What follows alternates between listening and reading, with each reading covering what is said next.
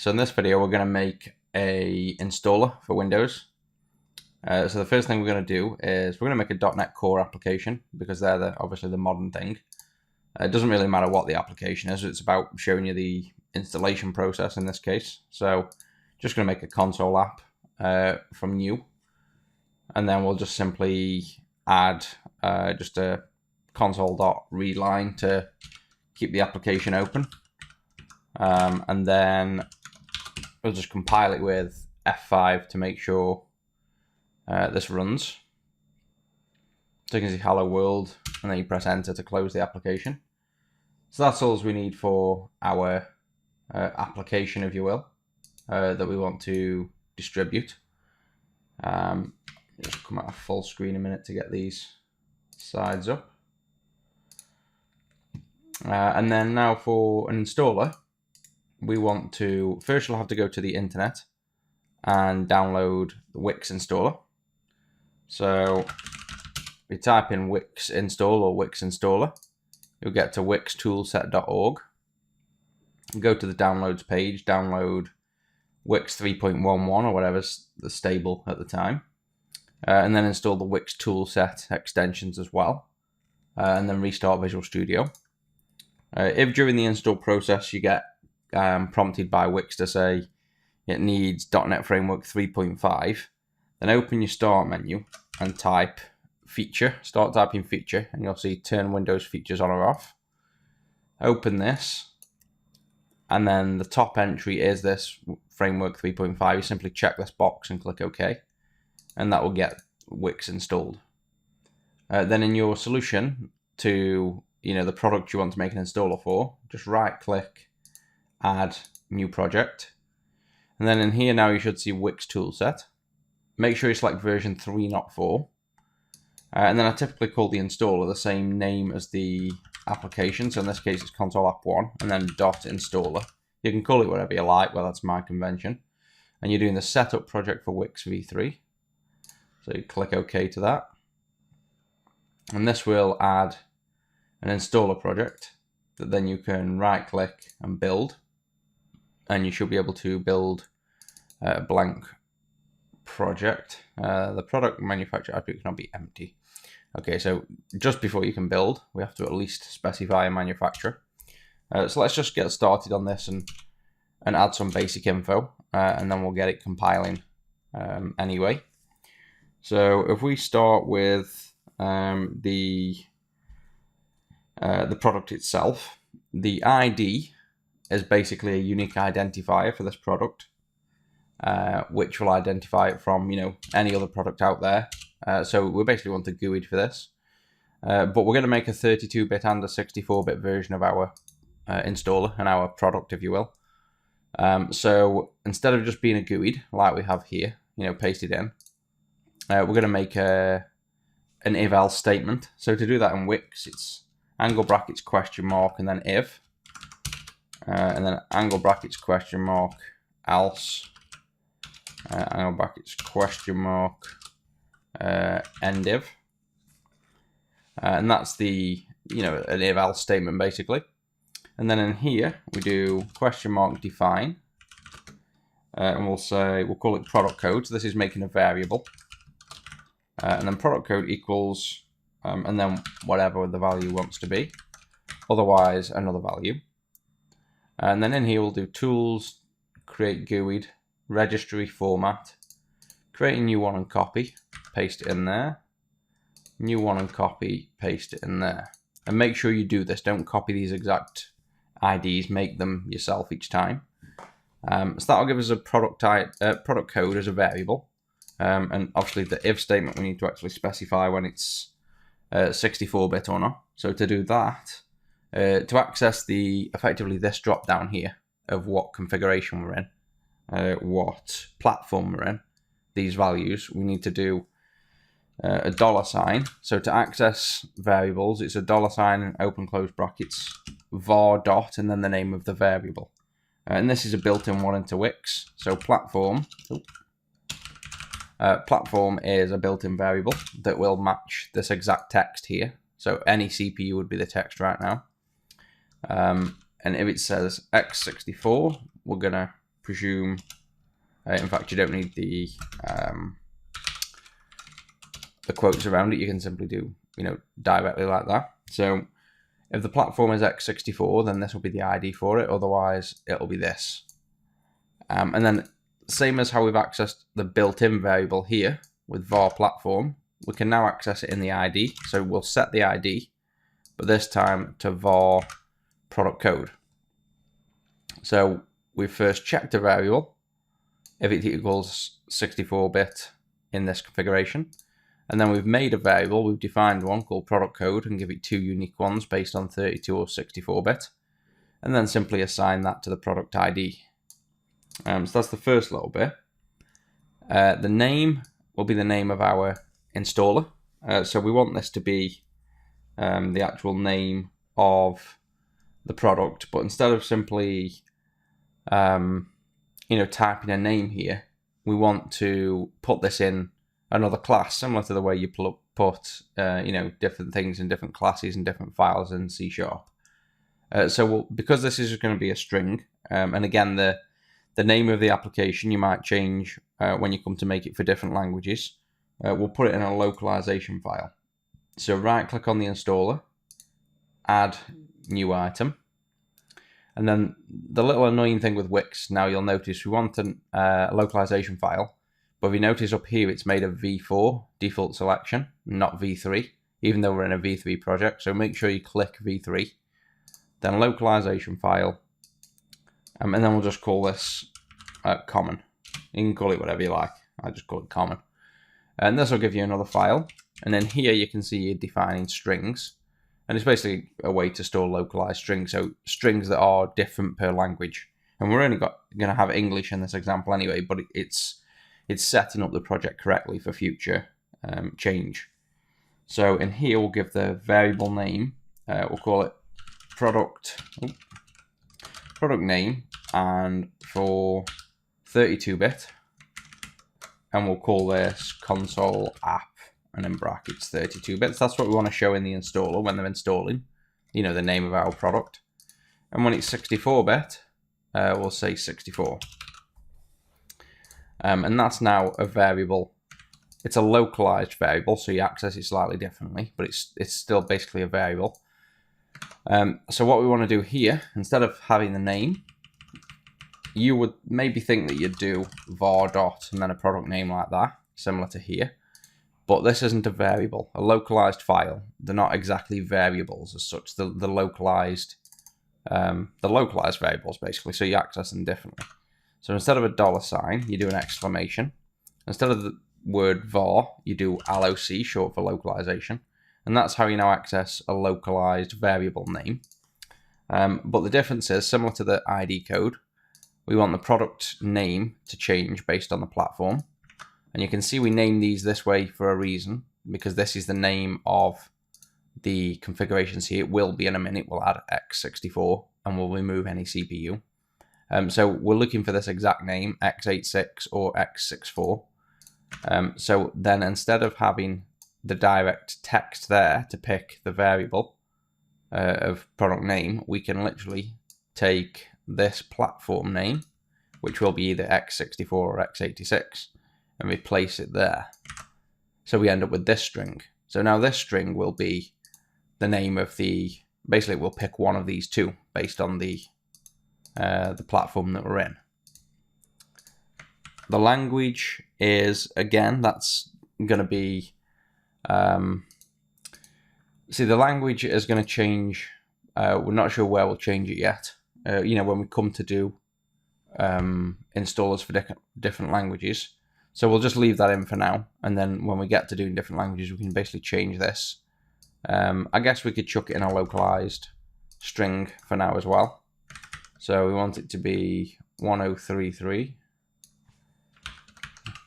And then we could actually compile against, I guess, a certain language afterwards, like based on culture, and have multiple includes or something. We won't do that in this video, but again, we'll set it up ready for it.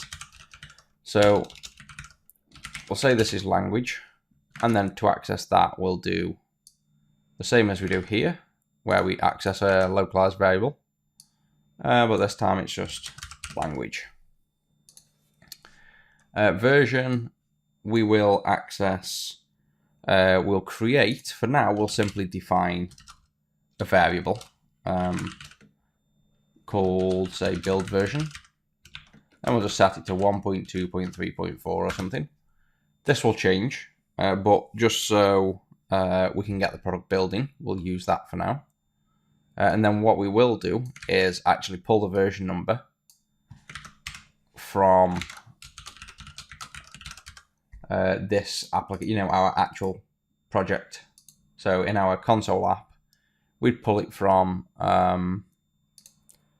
package, package, and then assembly version here. So this is the number we get. So when we do change our product, it pulls in with the real thing. We don't have to keep editing a build version in the installer. It'll simply pull in from the actual file. But for now, we've just linked it here. Manufacturer is myself. So again, we'll add a localized string. And we'll call this one company, say. And this is Angel 6. And then in the manufacturer, we can do localized variable company. And that would pull in that. This upgrade code, basically this upgrade code means when you say you install version 1.2.3.4, and then we release version 1.5 or something. And when you install it on Windows, you're able to auto-detect if there's a previous version or a higher version of the current thing installed. And if there's a higher version, you'll get this upgrade error just below. And if it's a higher version, then you can make your installer forcefully uninstall the previous versions. So it just removes and automatically upgrades to the next version. So all you want to do for that, this ID should stay the same throughout all versions of your product. This is effectively your real product ID, if you will. These product IDs you change every time you change version number. But this is the thing that never changes, so that all installers of your products can figure out, a single ID to know if it's a new version of a same product. So you keep the upgrade code the same every time. And we will want a variable again, like product code, and we'll call this one upgrade code. And then we will just define one outside of that if-else statement, because it doesn't matter which platform in this case, it's going to be the same, the same code as we mentioned. So I'm making you GUID. We'll paste that into there, and we'll call this one upgrade code.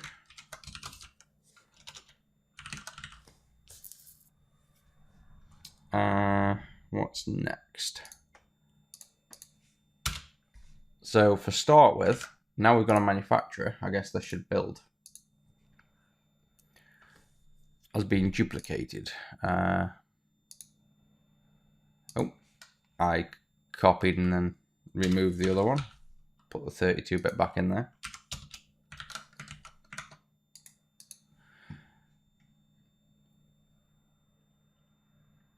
So now it's built successfully. If we open the folder to the installer,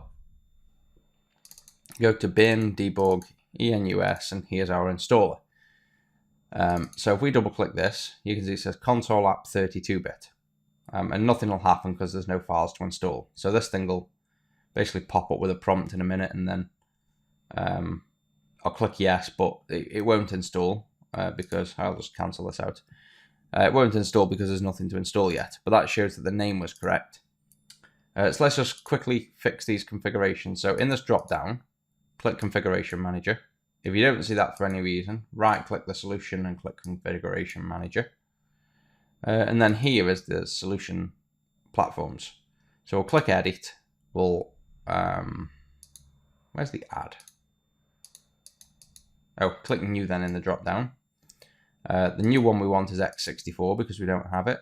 And we can copy settings from any CPU, it doesn't matter. And click OK. And now we have 32-bit, 64-bit in any CPU. So now we'll click Edit and remove any CPU. We'll simply have either 32 or 64-bit explicitly. And then in this drop down, you can go 64-bit, and your application, your .NET Core, can stay any CPU. That doesn't matter in this instance. And the installer's x86. In the installer, do a drop down though and click edit, or rather no, click new and make a 64-bit, just the same as we did. And I've noticed this also seems to be an issue. It doesn't want to add. So in order to get 64-bit, we've now got 32-bit. And we also don't want to build the installer every time you build the project, so we'll uncheck that. And then the 64-bit version now, we simply need to get this to actually have a 64-bit version. So if we right-click on the installer, unload, right-click and edit, you shouldn't have to do this because it should work. But obviously Visual Studio and Wix aren't working together right now. Probably Wix's issue because it's very outdated. You'll see these in the installer, these two property groups here with conditions. And they state when there's release or debug, specify these values. And that's all it needs to force a configuration for 64-bit. So we'll take both of these. So these two 32-bit basic information about the outputs. We'll copy them, we'll paste them below. So you now have 4. And we'll simply change the bottom two to 64. And nothing else needs to change. So you save and then right-click and reload the installer. And then in Solution, right-click and Configuration Manager and go back. We should see 64-bit now. So you might get that bug in Wix. I'm pretty sure you will because I have. So that's how you'd forcefully add a 64-bit. Typically, you just click a drop down here, click New, and you can add, and it works. So we just forced that to work. So now what we've done there is our solution now can either be 32-bit or 64. So now a 64-bit, if we right-click on the installer and build, should build successfully still. But now what we should find,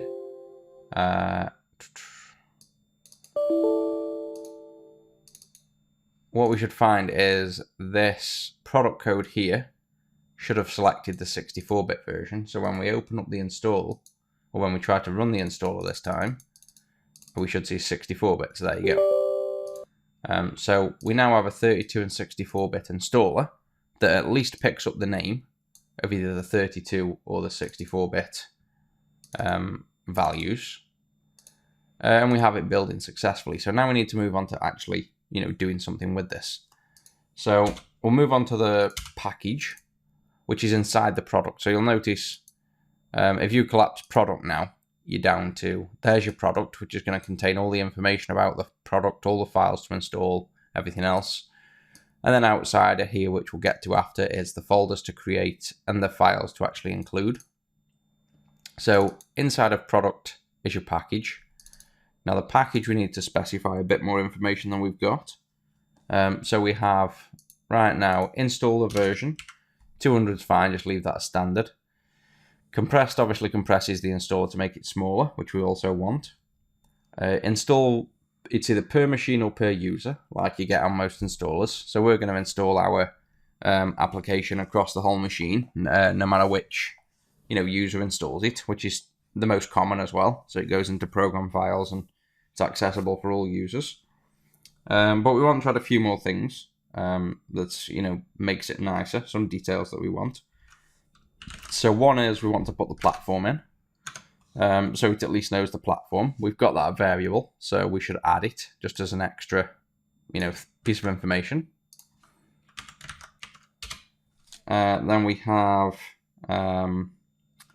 manufacturer. Again, we've got that information, so we'll add it. And that was called company. It was in the localization. Oh, that localization's wrong there, actually. We need an exclamation for that. Manufacturer is company. Then we'll have basically all this information. If we went to uninstall in control panel and we looked at programs to uninstall, basically when you click on them, you'll see here product version, size, other ones like Dropbox there say has a version, a website link, a help link. All this information is what we're adding at this area here, the package. So in order to get all that, we'll have a description. So we'll do description. We'll make that again a localized string. So that will be description. You'll have keywords. Again, you can think of this as just a useful way for whatever installer or whatever, anyone inspecting the installer file will see all this, these pieces of information. So it's just good to have in there. You'll have comments, which is really, again, like descriptions, but, you can put whatever you want in comments. So we'll add those 3. So if we just copy and paste 3 times, we want description, comments, and you don't need to add these. This is completely optional, but this is similar to, putting comments in your code. It's something I'd recommend. You don't need it, but I'd highly recommend, adding all this information. It just makes the product nicer. There's more details about it, and it helps the end user basically. So description, this is a really bad one. This is a description, just to get the point across. But you'd describe your product there, obviously. Comments, I guess you'd use, I don't really know. It's whatever you want to use them for. Description's obviously your product's description. Comments is going to be, I guess what it stands for, really, just general comments. It's not necessarily directly describing your product, but it might be some afterthoughts or notes there. So we'll just say some comment in this case. And keywords, we'll say .NET Core application installer. A couple of keywords go in there. So now these will all get picked up. We also have, again, languages, because it can be multiple. We'll just insert our single language for now, just from the localized resource again. And I think that's all we need for, those details. Major downgrade message, a new version of product. This should again be localized because this is in English, and when we change it to a different language. So we'll simply cut that out, and we'll say localized.downgrade. Downgrade error message, we'll say. And then we'll make another localized setting. And this will be downgrade error message. And the value will be a new version of, and then our product name is going to be console app is already installed. So that's the error message that I mentioned when we come to try and install a lower version than what's already installed. This is the error message they'll get. Media template. The media template is when we package this installer to the MSI file. When we start adding our console app files to the installer, they go into a cab file. Basically, it's like a zip file. And this media template describes, what names to give that cab file, how to package it, whether it, it gets embedded in the MSI file or not. That's basically the information. The only option we really care about for this is make sure we embed the cab file. Otherwise, you'll end up with an MSI file, but then also, a cab file that you'd have to, ship with the MSI file, which is not very nice. So if you remove that, you'll see when you compile the application, you end up with like a cab file as well. So all this is kind of just defining information right now. So it's quite a bit of setup, but again, once you go through this, this is all ready for almost copy and pasting each time you do an installer and just changing, your descriptions here. So just bear with it and work through it. I know it's kind of, a bit boring to just go through and start adding, build numbers and, names, descriptions, but it's all part of the, the setup of this. So we move on to the final part of what's in a product, inside the product element, and that's the feature. So the feature contains everything from the files that you install, the start menu, links if you make those, the program files folder, any other folders that you make or install things in. So that basically everything that the installer does. It could be registry entries, it could be setting up firewall rules, it's whatever. It's basically everything in there. So we'll just call this product feature. We'll leave the ID as product feature. The title of this, what shall we do ours as? We'll just call this console app. It doesn't really matter. I don't think this gets shown anywhere.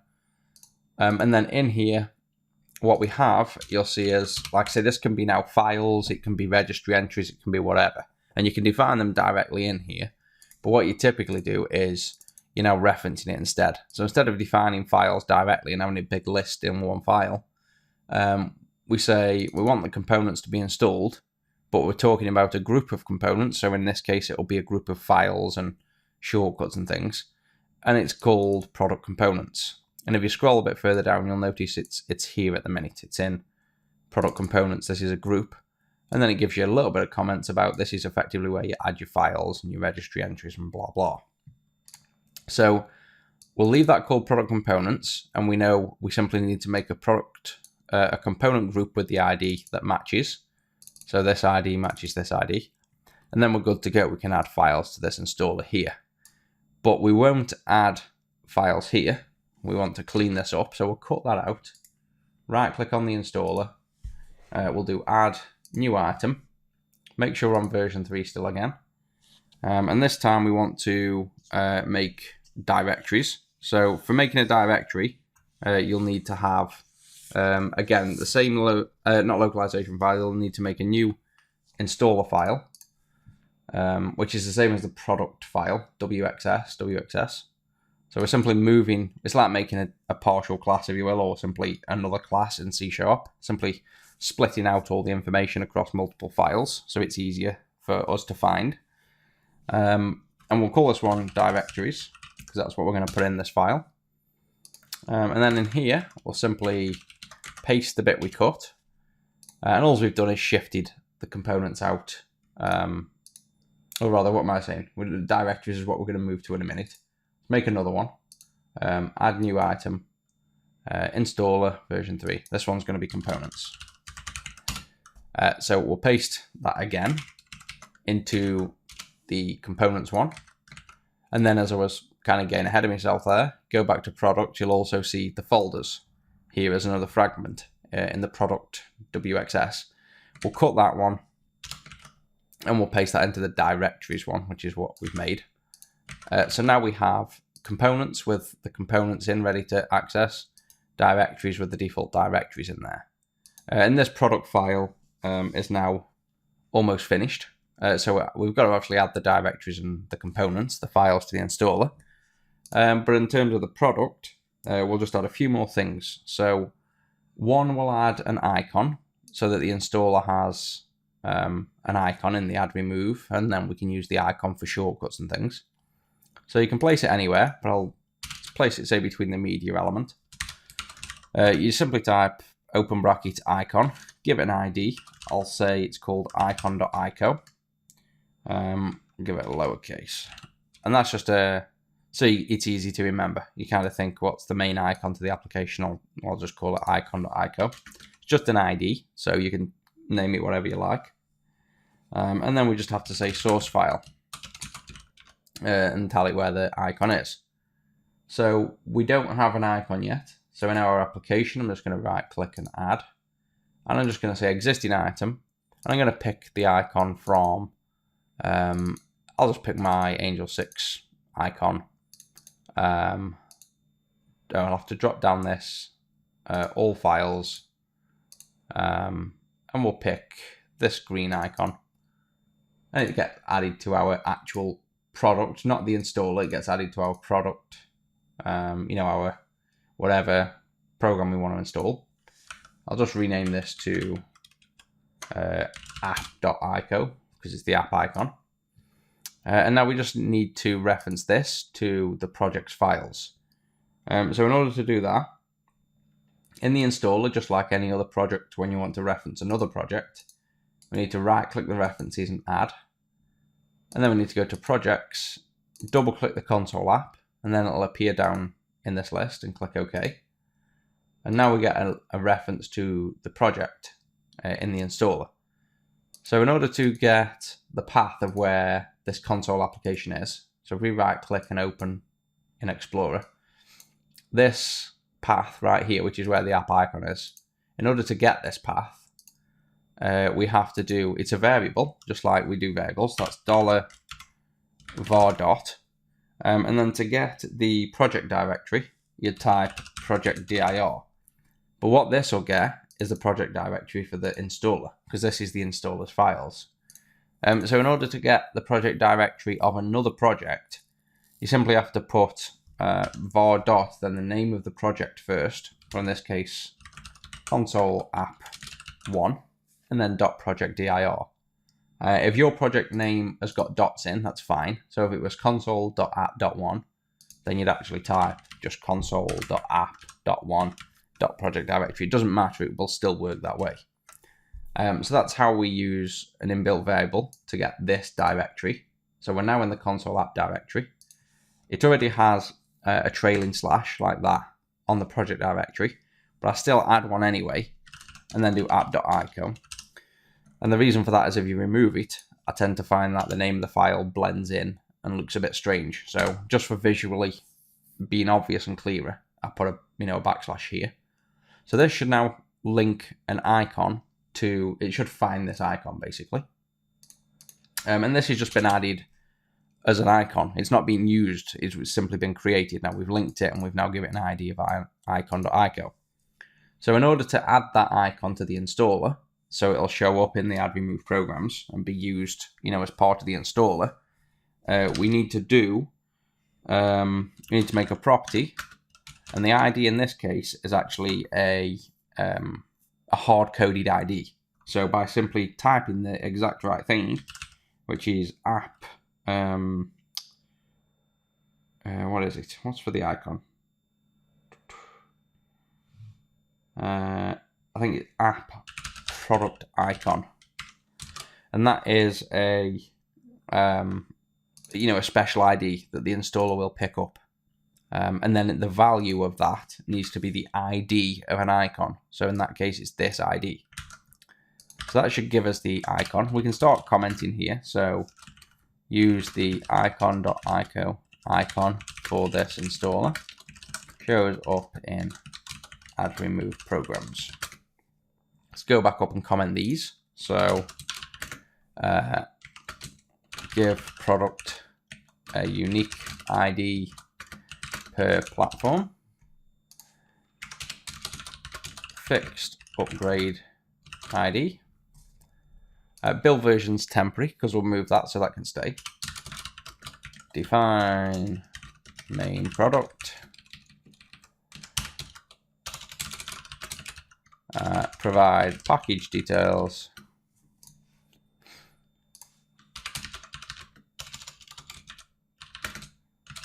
Downgrade error message.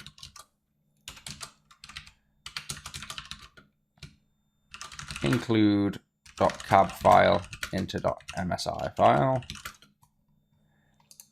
This is define main app icon.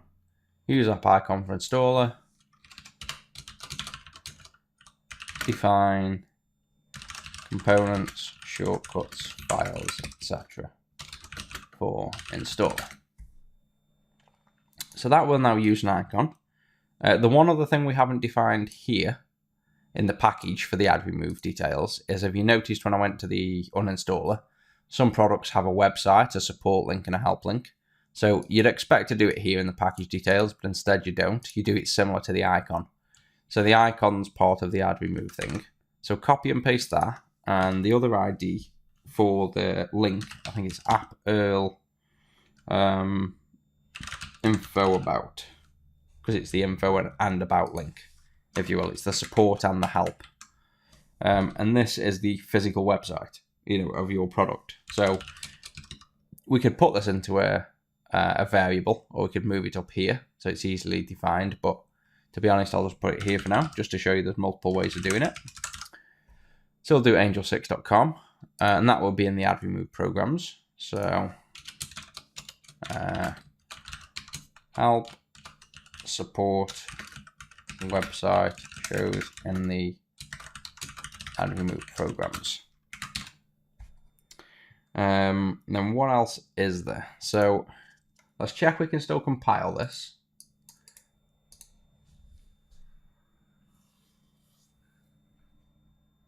Which we can.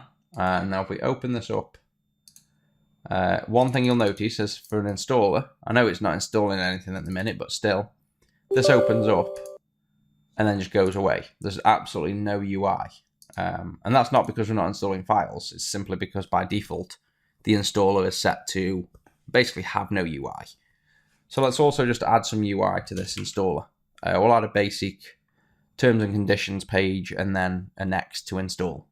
And to do that, there's built-in UIs, like UI templates, if you will, to Wix.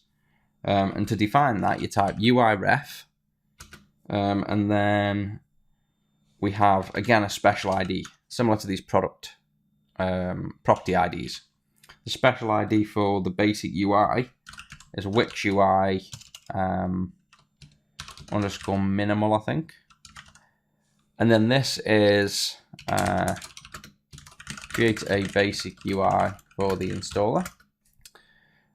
This UI isn't stored in Wix by default. Again, just like C# applications, say you wanted to make use of JSON.NET, you'd have to add a reference to JSON.NET in the NuGet packages. So similar to the UI, to use this Wix UI, we need to add a reference to the Wix UI assembly. So right click on the references, add references. In the browse, drop down, go to Program Files x68, Wix Toolset, bin, and then I think it's in here, Wix UI extension. Double click that DLL, click OK, and you'll see now we've got a Wix UI extension here. And that should give us now basic UI. So if we compile the installer again and run the installer, we should see some basic UI. So now when we click install, we get this pop up. This being like, black and the outside being white wouldn't happen on your machine. It's because I've got a dark theme on Windows. So this would look nicer. But the key thing to point out here is we have a place to put our license. We have a place to put our logo. And then when we click accept and install, this will go quick, but you'll see a top banner as well. So you see that top banner with the little white and then the red icon. So all three of those things we can customize in this UI. So we might as well go ahead and do that now.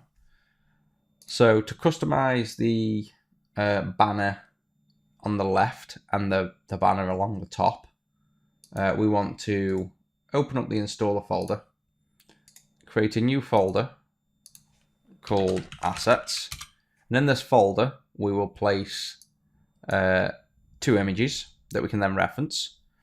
So those are going to come from, I'll just grab them from my DNA web installer, and we'll go ahead and grab these 2 things. So these are 2 bitmaps, that's all they are.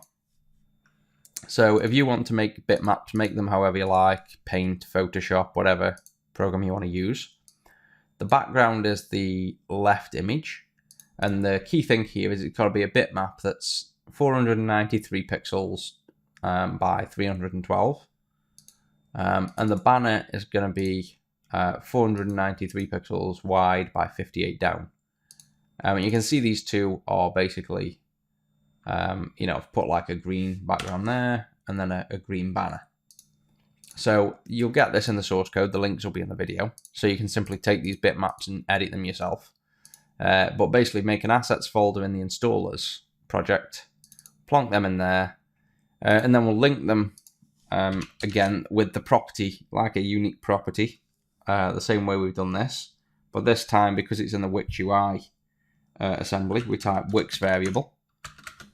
So that's the one thing that does me head in with Wix. There's so many different ways to define things, and you've got properties, you've got define, you've got localized variables, you've got Wix variables. So it's kind of annoying, but just go with it. Luckily, most of this is you do it once, and this installer is good for nearly every product you make. You have to make very few changes. So you've always got this as a reference then. So Wix variable is what you type. Again, ID is going to be a special case ID. To replace the main image on the left, it's Wix UI dialog bitmap BMP. And the value this time we want to be we mentioned the project directory before, that gets this installer project directory if we don't specify anything. So paste that into the value, remove the console.1 and just simply put var.project.dir. So that will get this installers folder, which if we open up in Explorer, is obviously the one where we've then got assets and then background.bmp. So then we do assets background.bitmap. I think it's a PNG just. Then copy and paste the Wix UI dialog bitmap and change it to banner bitmap, and that's the one that goes along the top, and change the name to banner. So basically these two should link into the background images. Build the installer again, and we'll check that. We'll check as we go. That's built. So quickly add a comment. Change the installer UI background images. Open up the project, go to bin, debug, run it this time. And now you can see we now have our custom bitmap here. And when we install, we should see a green banner, which we do. So there's the UI done now. So the last step is getting this getting this license text here. So for that, I would recommend a product. I don't know whether anybody writes in Markdown. Probably not many of you, but it's a cross-platform document standard, if you will, document format, similar to making Word documents with headers, footers, quotes, tables, things like that. So I try and write everything in Markdown, so it's cross-platform. So for that, I recommend Typora, that you can see here, Typora. It's a really nice, clean Markdown editor. And I'll do videos on Markdown eventually, but you can easily Google it to find some basic info. We're just going to make our rich text document, the RTF file that it needs for the license, using this in Markdown, and then this can export to rich text format. Because if you use Word to make rich text format, and you look at the source code of it, you open it in, say, VS Code, you'll notice Word adds a huge amount of bulk to a rich text format file. So it's not good. So I'd use this Typora. To do a title, we'll just put a hash, a space, and then we'll say my license. And then when you press enter, you'll see it's gone to a title. This is my license that you must agree to. And then if you do ** or else **, that'll go bold. Again, these are all just Markdown things you can just Google for until I get time to do a video on Markdown. If we do an arrow, it'll do a quote. So basically, if you do a greater than sign and then space, it visually shows as a quote. This is a quote. And another quote. And then we could do some link. And then to do a link, you do square brackets and normal angle brackets, parentheses. In the square part, you put the text. So some link. This will go to Angel 6. And this could be a link to, say, your license online, if you wanted to provide a link. And then in the parentheses, you put the actual website link. And then this will, look like that. So it's similar to like a website HTML document. And you put blah, blah, and whatever else you want in your license. You've got to save this file first. So save it, go to desktop or whatever you want, and save it as a Markdown file first. And now if you go to export, you can export it as rich text format. If you don't save the file first and you do export as rich text format, it won't work correctly. So we now export as rich text format. And we can close Typora. And now we can copy this license into our installer assets folder. And we'll call it license. And now in here, the same way we've linked these two, just copy and paste again. Wix UI license RTF is the keyword there. This will be license.rtf. Build the installer again, and now we should have the license file then. So we should have what we wrote as our license. So let's go ahead and open the folder and check if that works. Not assets. Bin debug enus install. And now you can see we have our license. We've got the bold text, we've got the quote that's indented, we've got some link in the installer text, and we've got the blah blah. So you can define your license then. So now we have the name of the application, please read the license, you've got to agree, you've got your banner, you've got install, you've got your other banner there. So we've now, for the most part, got everything we need in terms of,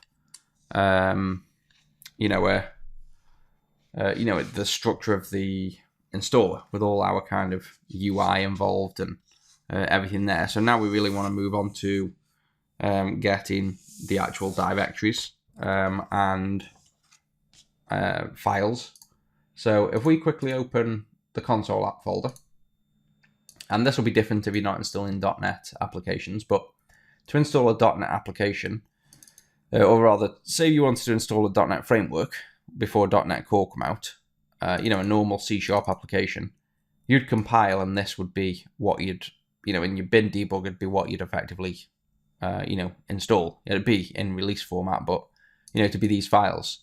But in .NET Core, you'll notice this is a console app, yet there's no exe, and that's because .NET Core, you can run the DLL directly because it's cross-platform. Linux doesn't know what an exe is, Mac doesn't know what an exe is, so you can't provide a .NET Core application in exe because that's a Windows-specific thing. So they go to .dll, and then they're invoked by the .NET framework on that machine.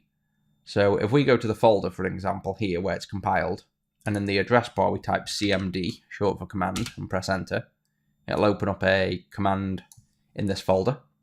And then the way it would run when we press F5, it basically says .NET space, and then the name of the DLL file, console app1.dll. And we press enter, and there's our application running. So that's how it would be invoked, because there's no exe. But that's not really very good when you want to actually distribute it specifically to Windows or specifically to Linux, because then how do you run the application? The user doesn't have .NET SDK on their machine, and they certainly don't want to be told to go to a folder, type .NET space and the name of a DLL. That's just not what you do. So in order to create the files for a .NET Core application that are usable on another machine, the end user, what you want to do is go to the root path of the application, where your or go up one, where your solution file is, .sln. Go to the address bar, type cmd, and what you'll do is you'll publish the application. So you'll type .NET space publish, and then for an example, we'll do -r, which stands for runtime, and we want this on the Windows x86, which will be 32-bit. And before we press enter, let me just jump back into the bin debug folder. And I think we're going to that one. And now if I press enter on this, .NET publish win x86, should compile my application, and you can see there it's now done, and there's a win x86 folder. We go into that folder, go into the publish folder, and you can see this is now a completely self-contained application. We've even got an actual exe to run, and if we double click that exe, we get our application. So now this is more like a conventional .NET Framework app. We can basically take this publish folder here, and we can put that on any machine, even if it doesn't have .NET Core installed. So we can just plonk it on a brand new Windows 10 machine, a Windows 7 machine, Windows 8 machine, anything you like. And this is completely self-contained. And what all these files are, all these DLLs, this is .NET Core. So this is the .NET Core runtime included, or part of the runtime, basically everything that your application has referenced. So all these files get installed, and then you also have your console specific, like your application specific files here. And the key one here is now the executable that can be, ran to run your application. So you can think of this as the .NET Core runtime and your application all in one folder. So this is what we need to install in order to, have our product running on the machine. And also to generate that, we need the installer to run, .NET Publish and the correct platform, the 32 or 64-bit publish.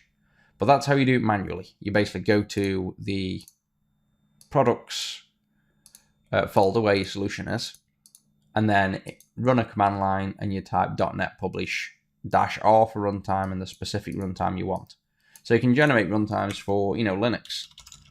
So I think it's Linux, again, x86, something like that. Not Linux x86, what is it? Maybe just Linux? I can't remember. Is there a Linux ARM? Looks like there's maybe a Linux ARM one. So that's, you can do it for all the information's online, for Mac, which I think is OS X. And you can see there, Linux ARM, publish, and this is something that can run on Linux machines. So you have all of your, your required files, and this is your executable in Linux, which is not got a name. Let's have a look at this out of curiosity. Is this compiled? Binary. But basically this is your executable that you'd run in Linux. So that's how you'd publish to whatever platform, but obviously we're interested in publishing to Windows 32 and 64-bit. So they're the steps we need to run manually, or rather automatically in the installer, and then we also need to install those files. So the first thing we'll do then, let's get the components going. So in the components, we want a component group, which we've got, called product components. That's fine. We don't want the directory specified here, not in the component group. We'll remove all these comments. And then in the component group, again, we'll now reference specific components. So we'll do a component ref. And as we mentioned, we want to install specific files. And in essence, we need to install all of the files. So all those files we just saw in the bin, debug, and then the publish folder with all those files in. We'd need to install every one of those. So let's just do one as an example to get this installer working so you can see everything, but then all we need to do is add all the other files.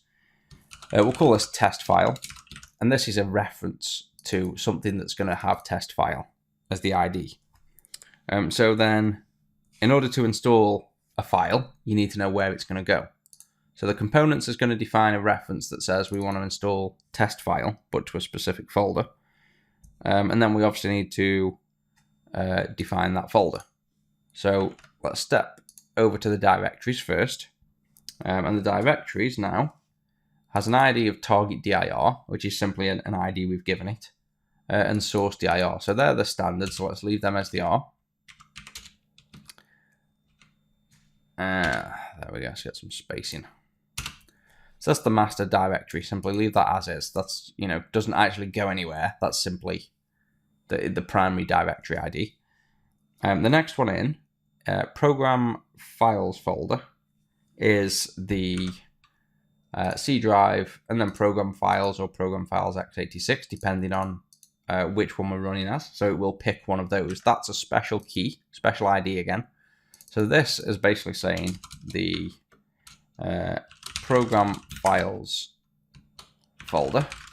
And obviously, again, we need to go into a specific, we need to either go into the 64-bit folder or the 32-bit folder based on what platform we're on. And by default, this is a 32-bit folder. So just like we did before, do a question mark if, in fact, let's be a little bit lazy, go to product, copy and paste this statement, and just paste it in here. So we have a 64-bit or a 32-bit. We'll cut this one into 32-bit. So there's the 32-bit folders. We'll paste it again into the 64-bit for now. And then we have two clear defined 64-bit folder and 32-bit folder. And all we need to do for the 64-bit folder to be correct is do program files 64 folder. And again, that's a special ID which we'll find we've got a lot of stuff open. Close these down.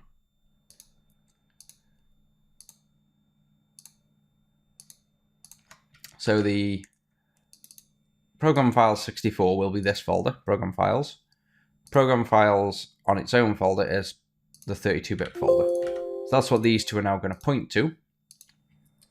And then all we're doing inside that is specifying, we're giving the directory an ID. And this is now another directory. So again, if we open back up this and went into program files, you can see things have their own folder.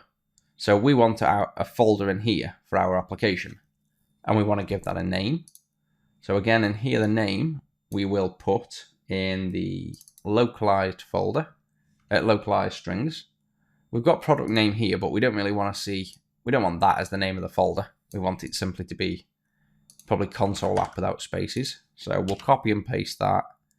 We'll call it product name folder.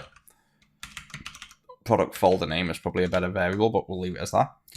We'll call this console app, or you could give it the name of your company first, and then you could go into console app. But for now, I'll just say console app. It's fine. So we'll just reference this product name folder instead of the name there. So we'll do the bang symbol, the exclamation, lock dot, and then the name of the localized variable. Paste that into both. And what this should do is now, anything we then say, any component we make, we have to tell it what directory the file's going in. So we'll say install folder is the directory, and that will basically then plonk it into the program files inside a folder called product name. So that's going to be, where the files will go. Then what else is left? We want a shortcut to this program as well. So technically the shortcut folder is called the program menu folder. And that's where all these shortcuts go. So I don't know whether we can open the folder here to show. Open file location. So you can see this folder here, this programs folder, which is program data, Microsoft Windows Start Menu programs. You place a shortcut in here, it will appear in your start menu. So this folder is called the programs menu folder. That's the technical name is programs, and it's the start menu. So it's the programs menu folder. That doesn't change based on 32 or 64-bit. So in order to get a folder and obviously get an ID to that folder, so we can place shortcuts in there, we'll make a new one. Say start menu, directory. We'll use a special ID first to get the program menu folder. And that's it. We don't need to give that name because that's just a special folder. And then inside that, similar to the program files folder, as you saw, the shortcuts folder has subfolders as well to then place shortcuts in. So when you open this up, some of them do, some of them just place it straight here. So these aren't in folders, but then like Acronis is in a folder, and then your shortcuts go in. So we'll make a folder as well for our shortcuts to go in. So we'll make another directory with an ID, and this is the ID we make up now. We'll call it whatever we want. So we'll call this install program menu folder. You can call it shortcuts menu folder, call it whatever you like. This is the ID you make up. This is the special ID that finds the start menu in the first place. So we're going to call it install program folder menu. And the name of this folder will use the same thing again. We'll use this product name. So it's a no spaces folder name. Again, you're free to use what you like. So this is all of our folders set up. And this doesn't make folders as such. It will be made as soon as we add a component to them. So all we need to do now is install all of our files into the install folder, which will be the correct folder based on platform. And we'll install a shortcut into the install program menu folder. So we've got the three IDs, or the two IDs we need in the directories. So the only thing left now is to make the components. So as we mentioned, we made a reference ready called test file, and now we want to make that test file. So to make that test file, we'll stay inside this fragment, it doesn't matter. And we will have, as we mentioned, we need to say where the files are going to be installed. So this time we'll do a directory ref, similar to a component ref, to now reference the directory we've made here. We want to go into the install folder. So the directory ref will have an ID of install folder. And then inside here, we'll finally put a component, which is going to have our file inside of it. And we'll give it an ID. And the component ID we've called test file here. And again, each file, every single component rather, depending on whether it's a file or not, needs a unique ID. So we'll do generate a GUID again. Oh, I didn't think I copied that. Generated, never copied. And then paste a GUID in. So you've got a component with an ID, which is now linked, and a GUID. And then in the component, we'll finally add a physical file. So the file will need an ID as well. So we're just doing test file. So let's just go ahead and generate them all. Open folder, go up one folder, CMD. We'll do it manually for the moment. So .NET publish R WinX86. You won't have to do this at the end. We'll make the installer run this for us, but just for quickness, we will want to install publish. Let's just install, doesn't matter, this top file. So it's going to have that name. So the ID of the file, we'll just say file test file. We'll simply prepend it because this is the component called test file. This is going to be a physical file. So we'll give it that ID. Again, this is just to temporarily show you. The name is the actual name of the file because it's going to look in the install folder. In fact, yeah, that's the install folder. I know what we're missing, where we're looking. So this is the folder we want to install into, the program files folder. But also now all these files, how does it know where this file is? We've given it a name, but we haven't told it where it's installed, which is, you know, in console app, bin, debug, netcore app 2, WinX86 publish. All that path, you know, isn't there basically. We don't have that. We don't know that. So we need to tell it where that folder is. You know, in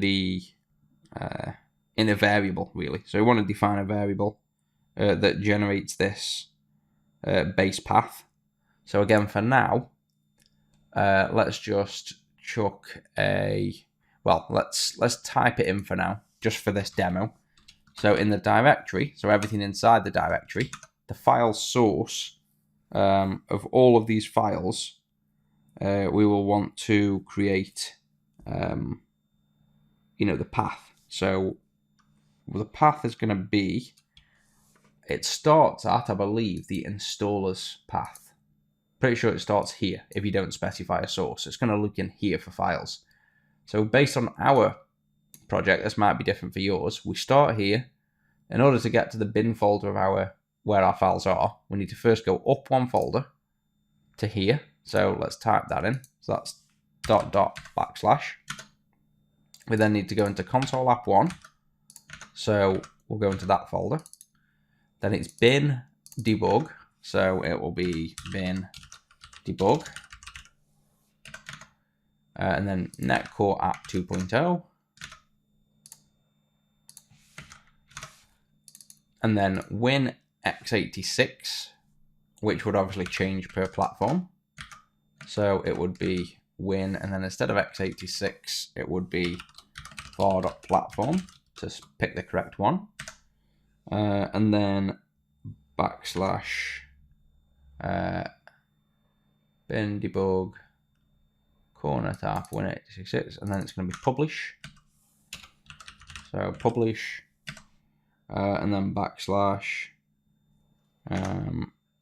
and then that's it. We're in that folder. So we're defining that this is the place. We'll move this to a nice, well, we won't really move it to a nicer place. We'll simply move this when we come to do the final installer. But this is showing you how to now, every file that's inside this directory ref, inside here, this is where it's going to search for it. And you have to find that path based on your application. So, you have to basically, you start in where your installer.wix project is, and you do the relative ... steps up a folder. And then we go into this folder name, then this, then you're physically just telling it the relative path of how to now find all the files that you want to install. So this is the one file we're going to install for now. And that's all we have there. And then what else do we need? And then key path, which basically just set it to yes. And this, I forget why we do this in Wix. It's forced file to be a key path of its parent. Oh, I think it's simply the component needs, your component can have multiple things in it, but it needs at least one ID, one key thing that makes it, a reference to that component. What's the physical reference? What's the key to that thing? So we've only got one file per component. That's how we're going to do it. So it doesn't matter. So simply all of them get set to key path yes each time. So for every file you have that you want to install, which would be every single one of these, and there's 215 of them, we would have to do this 215 times with a generated GUID for each one and the name of each item. And you can do that, and that's how I used to do them with .NET Frameworks, when you've got 10, maybe 15 files to install. But obviously with .NET Core, it's installing the whole framework. You don't really want to have to manually do all of that for 215 plus files. So we'll show you a nicer way to do that automatically. But you need to understand, where it gets added and how and why, so that when we generate it automatically, you understand the whole linking of everything. So if we just compile this first and let's check, we should now get a full working installer that will install everything. So there you go. System can't find file, ... console app 1 bin debug. So console app bin debug netcore app 2.0 win-x64. Oh, obviously, because we haven't generated it yet. So let's just manually generate the 64-bit for now until we add that automatically. cmd .NET publish r win 64-bit. And then let's build again.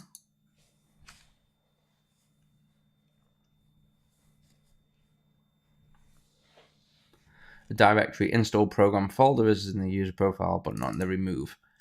So the one other thing you have to do as well is whenever you're making a start menu directory, even though there's nothing in it yet, we have to remove that directory somewhere in the application. You only have to remove it once.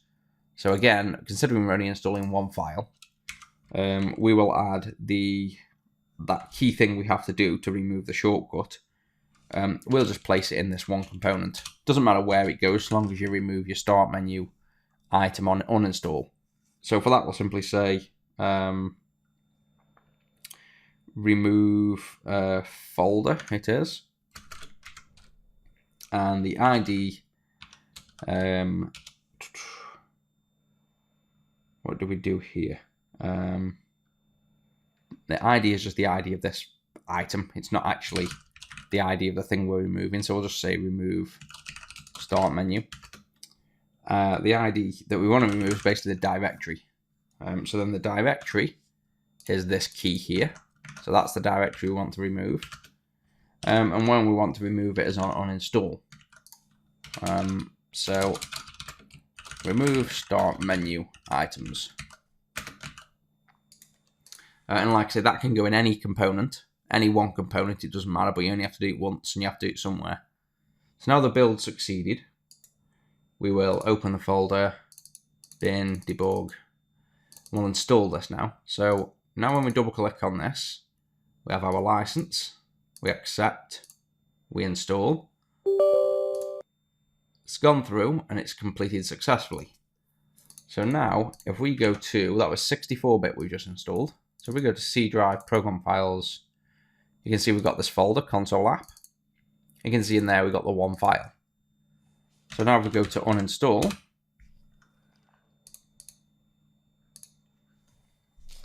we have our console app. The icon hasn't worked. In fact, none of the info's worked either. We haven't got the help or anything else pulled in. So something's gone wrong there, because we should have the app icon and all the details. We should have the help link and everything else. So let's uninstall that. Or in fact, also, instead of uninstalling from there, you can actually double click your installer and you get this handy repair or remove like you do with other applications. So we'll remove it that way. And then you'll see that it's now gone from the install.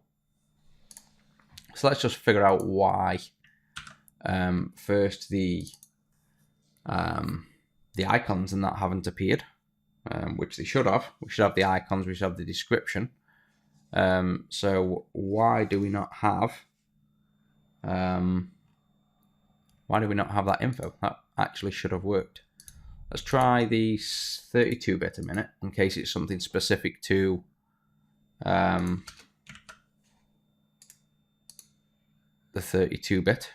And also, the installer won't compile automatically when it thinks it's already there. So sometimes if you right-click on the installer and build, and it seems to instantly say build successful, then you know it hasn't built. Simply change any one of the files and save it and rebuild. And that's basically a bug in Wix. So now let's see if this 32-bit installs and shows that info. So we'll accept, we'll install, finish, and then we'll go to the uninstall, which is what we care about at the minute. And let's see if... So no, we still don't have... So it's nothing specific to the 32-bit or 64-bit.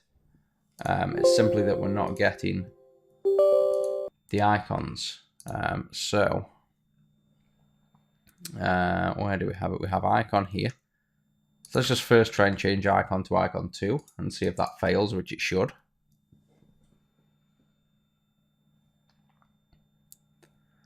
Okay, succeeding, even though we've changed. Well, I guess it doesn't matter, that's just the ID. Just that this doesn't get notified and fail. App.ico is there. Source files. If we change this, it will fail because it can't find it, or it should fail, which it does. So we know it's definitely finding the icon here. It's just not finding the... oh, I know. The key isn't app. It's ARP. I can't remember what it stands for, but those unique IDs are ARP product icon and ARP URL info about, I'm pretty sure. So if we build that once more and go to the install folder, this should now give us the information. So close all these extra folders again.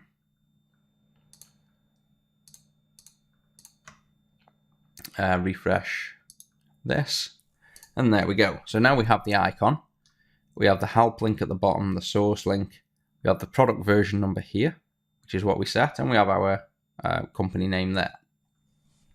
So we've got all this info, we've got an installer that actually works, and now we need to basically get all of the files installed without having to do that manually. So let's just quickly recap what's happened there. Now we've been through quite a lot.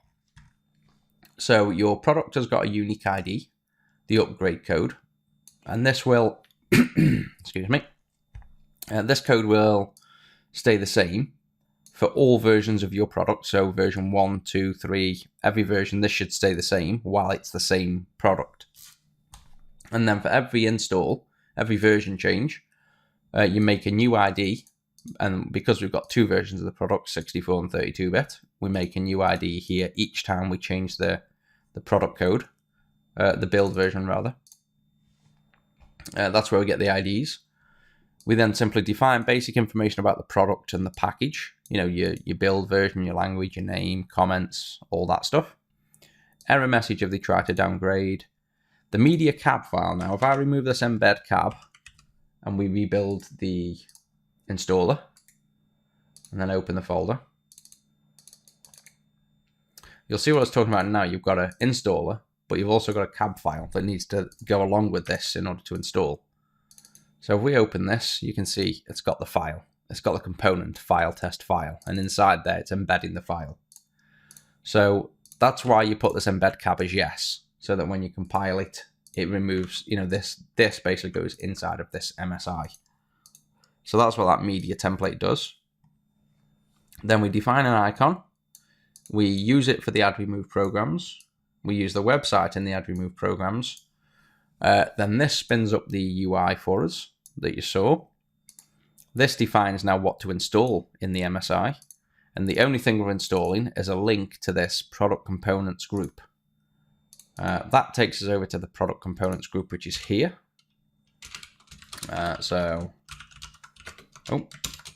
Product. I've changed keyboards as well, so I'm a bit slow at typing at the minute. So product components is here. And inside here, we have our test file.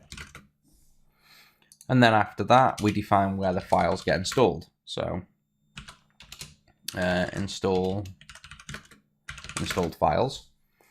And then here we define that we want this to be installed in the install folder, which was defined in directories here to be the program files folder, or rather our folder name inside the program files folder. Then where you find the source files, where you find this file is defined here. And then that's it. That installs the file. So that's where we've gotten up to. And you've seen that so far we have to manually do a .NET publish to generate the published output. And then we would have to generate all these files each time. So instead of doing that, we are going to do it all automatically. We're going to do those steps automatically in terms of the .NET publish. And then we're also going to add all these, it will be generated from doing that step as do all these. So all the remaining work now, or most of it, because we'll come back and add a shortcut to the file. You're going to have to right click on the installer, unload, and then right click again and edit. And in here now, this is your project, your installer project file. And we want to, one thing to change is, if we've still got one open, let's change the name of this installer. So it doesn't say console app1.installer. We'll get this to say the actual, the name of the product, and then whether it's 32-bit, 64-bit, and also the build version. So the output name is here. So we'll change that first, and we'll call it console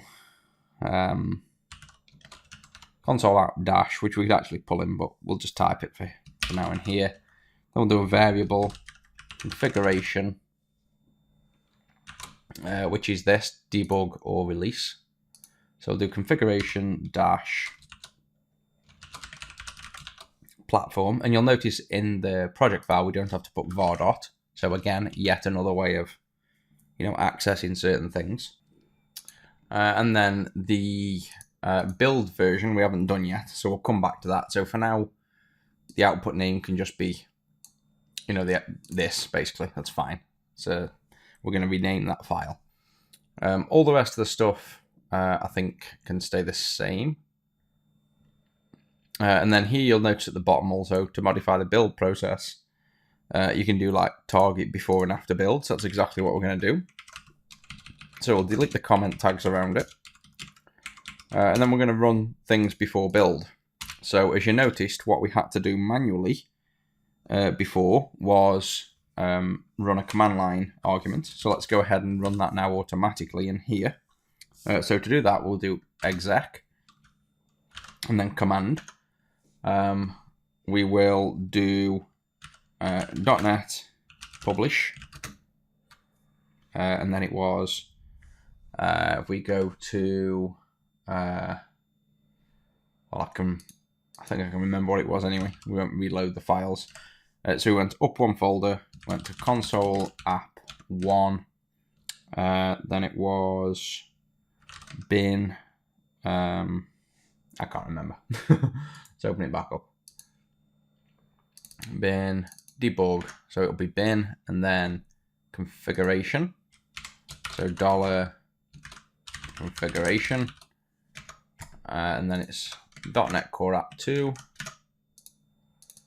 and then the, oh, what am I doing? That's not the, let's cut that in. We're doing the publish. Oh yeah, actually, we'll still need that. We'll still need to get to, in order to publish from, because right now this .NET publish command would run inside the installer folder, we need to tell it where the project is. So in that case, it's the actual console app 1 CS proj. So we have to presume we're in here, which we are, installer, and then we have to do a .NET publish, but we have to go up a folder into this console app folder, and then the name of this project file. And that's basically when you want to publish from a folder that you're not already in. If you don't specify a path, it presumes you're in that folder already. And then from that, we want to force the publish runtime, like we've already done, was win dash and then either x86 or 64. So we'll swap that with the variable platform. But also, as well as this, because we can be in debug or release, we'll pass that into the .NET publish as well. So we'll do -c for configuration, and we'll pass in configuration. So this should perform then a .NET publish before we build each time. So let's just check that step works. Like I say, we'll do it in little build-up steps. We'll go to the console apps, and then we've got the bin debug and all these. So let's just delete the bin folder so it doesn't exist. Now let's right click on the installer and build, and we should see the bins appeared, the debugs appeared. It's actually generated win x86 for us, so it's clearly run the command and the publish, and there's all the files. So it's run the publish for us, so we know that's working. Change it to 64-bit, right click and build, and we should see it should run the publish command for the 64-bit, and we should get a Win64 folder. So we know that's working. We know it's actually running the publish command for us now, so that's one step less. The one thing we do want to do though, if we run a publish, this folder stays here. Then let's say we change our application and we remove references, and we no longer need a reference to, all these are standard, but for whatever reason, say we referenced XML, and then in our application we remove that reference. Right now, when you republish, that file is still going to exist in this folder, so then it will get installed. So as a goodwill, if you will, or the correct way of doing this, we'll add to the before build, just before we do that, we'll just delete the folder.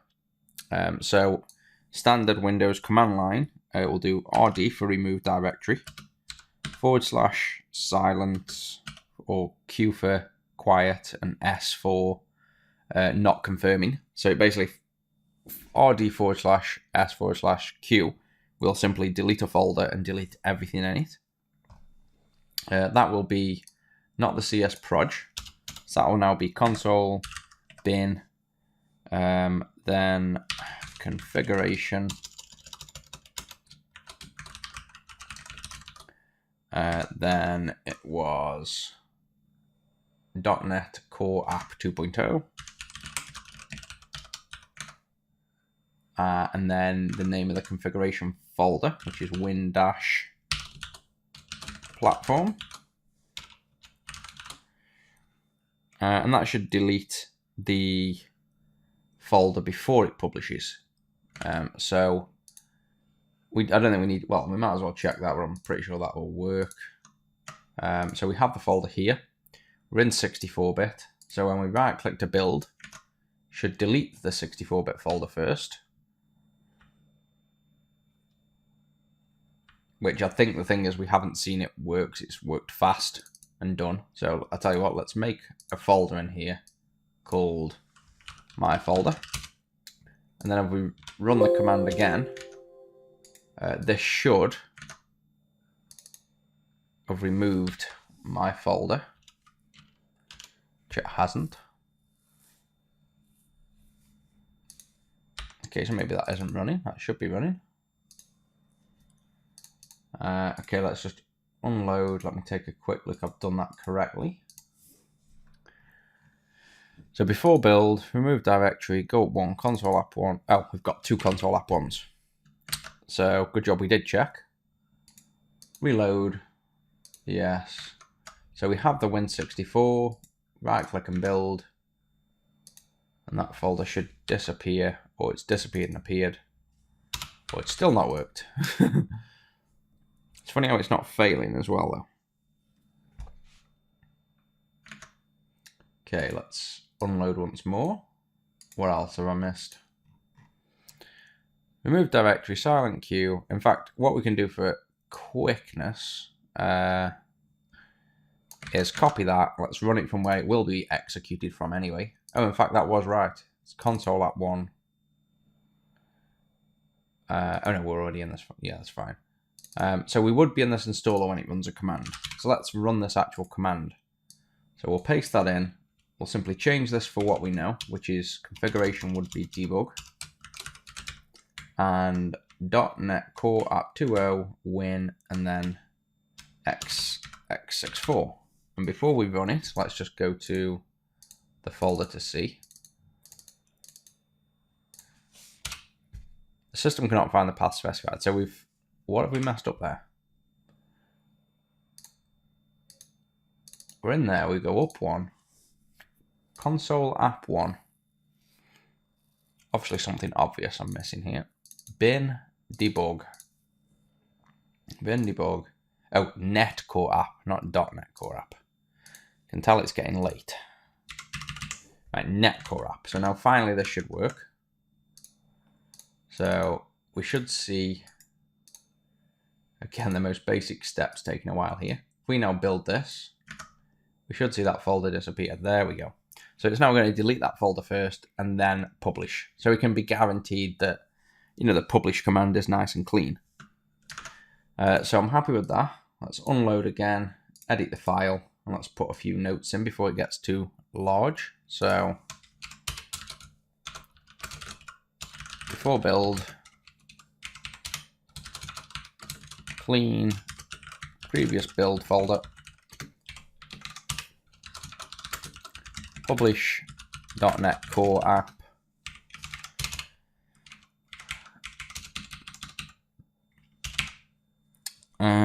and then what else do we need to do?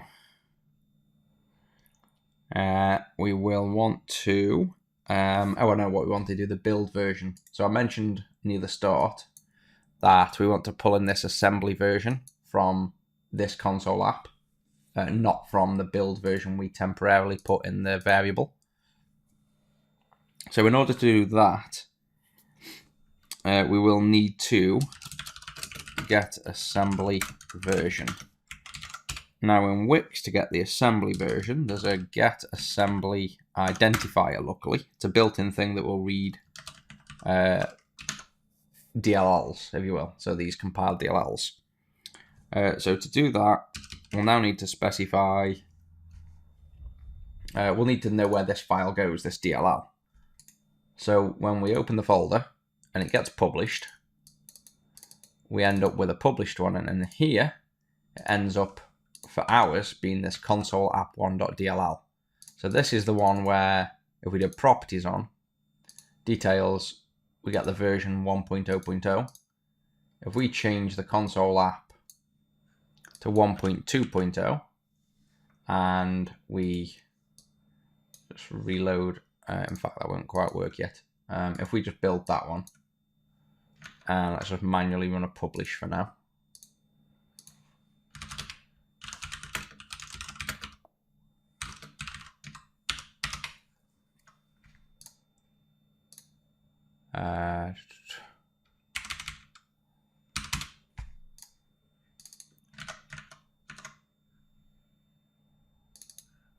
Then if we go back to the same file, you'll see it's 1.2.0. So this is the file we want to extract the info from. So in that case, it's basically the exact same thing as the folder we deleted. It's right the way into the publish folder, which is here. And then inside that publish folder, ours is called console app1.dll. So you'll specify whichever file in the publish folder you want to extract the main assembly version from, and this is our main project file, so that's the one we're picking. So the get assembly identity will pull in multiple bits of information about the assembly. So that's the get assembly identity, and then we close it with a greater than tag to create an inner tag, and inside that now we need to specify what we actually want from that. So the output of that, the task parameter assemblies, and the item name that we want to get from all this is assembly version. So all this little bit here basically extracts an assembly version from the file, and then we can make use of that in a minute. So in order to now make use of that, we'll need to define a constant, which is basically a variable. So the same way we did the question mark define product code blah blah blah, it's the same thing, just different syntax yet again because we're in a different file format. So to do that, you do define constants, I think. Are we in the right place for that though? Before targets, I think we need to put this lot in a group first. So let's put a property group and put that inside, because we need to do this in one big group. So I think that's now in the right place as well. As invalid child get element.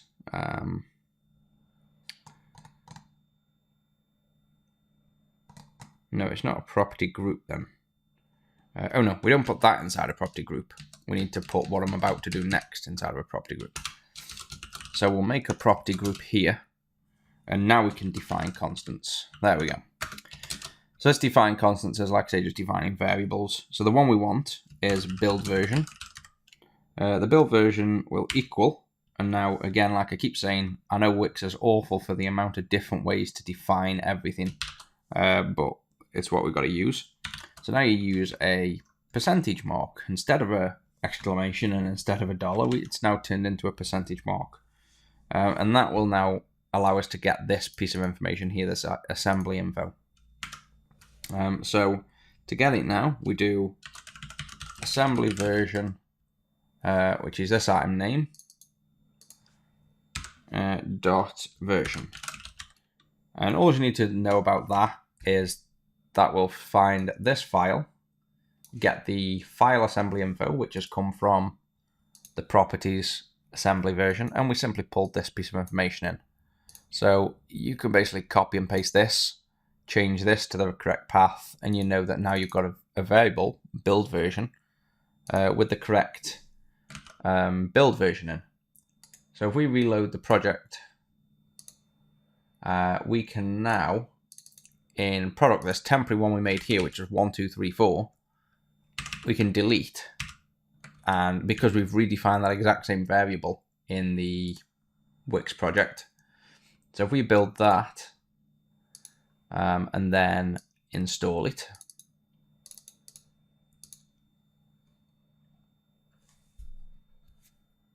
gone in the object folder, not the bin folder. So now if we install this one, you can see for one, it's picked up our new name, debug x64. That's the one we're in. I don't think we show the version number anywhere just yet, or the build version rather. And then if we go to uninstall, we should at least see it in here to show that it's the right one. You can see there version 1.2.0 and down here. So we now know we're pulling in the version number of our project. So all we have to do when we want to change version number is change it in the actual project, and then rebuild the installer, and the code will have changed. So that's that. We might want to add, well, no, we can do that in the name. So let's unload the project again. Go back into editing here. So we now have the assembly version, the build version. What else do we want to specify? So now I think the next thing we want to do,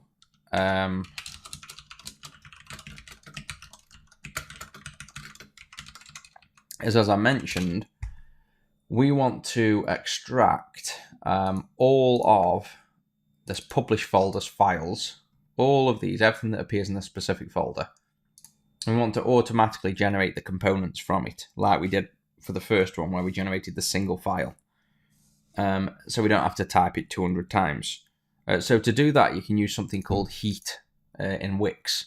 And it's basically a harvester. That's what they define it as. And it will look in a folder, like this folder. It will find all these files, and it will auto-generate a component for each one. And that's what they call it, classing as, the harvesting the components from a folder. And it saves us having to do all the manual work of defining every single file in that folder.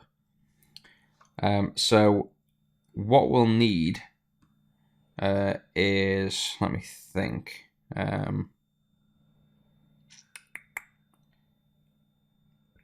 Where do we put the heat thing?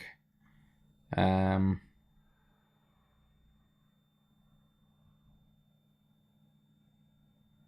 think it just goes here. I think it's in the before build. Yeah, I think we just plonk it right here.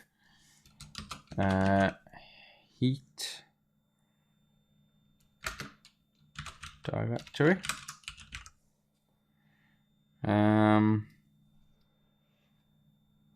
Doesn't give us any IntelliSense. Or do we have to add a reference? The element target as invalid. Target before build.